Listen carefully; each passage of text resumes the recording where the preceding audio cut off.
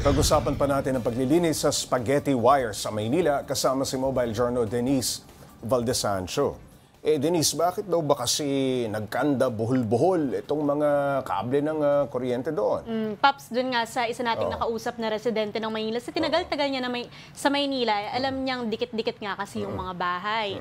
Mas kada taon, mas marami rin nagsusulputang mga residente, panibagong residente. So ang ending nga, kanya-kanyang lagay ng wire, yung iba nga, Kakapatong-patong na. siya nga mismo, nakaka-discover daw siya ng mga nagjo-jumpers, yung mga ganong hindi ba nababantayan na kasanayan sa Maynila, yun, ang ending, spaghetti wire. Denise, paano raw nila sisimulan ang pagsasaayos nitong mga spaghetti wires? Posible raw bang magkaroon ng mga power interruptions no?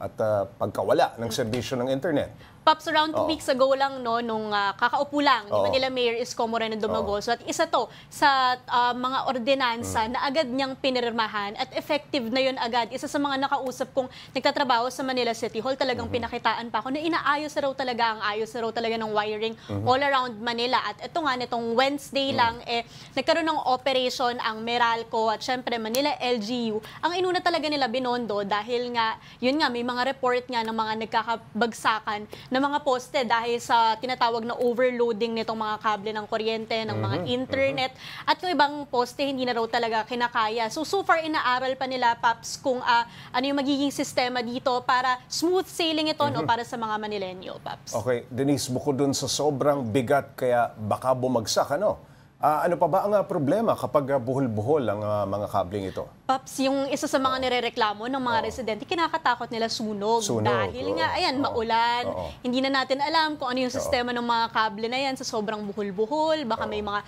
putol, baka kung ano pang mag-spark dyan. Ito lang, bilang residente rin ng Maynila, nakakaranas rin tayo no, sa mga kapitbahay natin nawawalan ng kuryente. So, syempre, sunog. At kung ano mang pinsala, yung mga gustong maiwasan ng mga residente ng Maynila.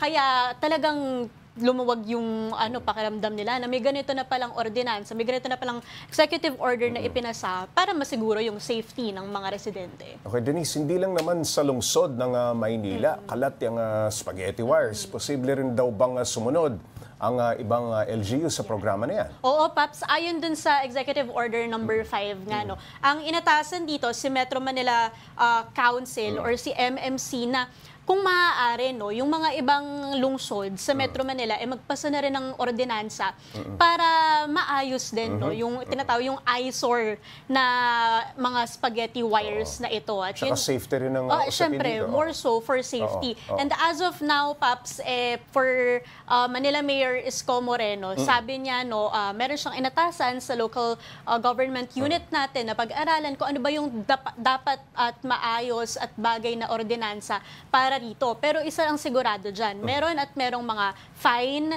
merong consequence yan kung ang mga ibang telco, iba pang mga service provider, lalabag dito sa inutos na to, Paps. Alright, maraming salamat, Mobile Journal Denise Valdesancho.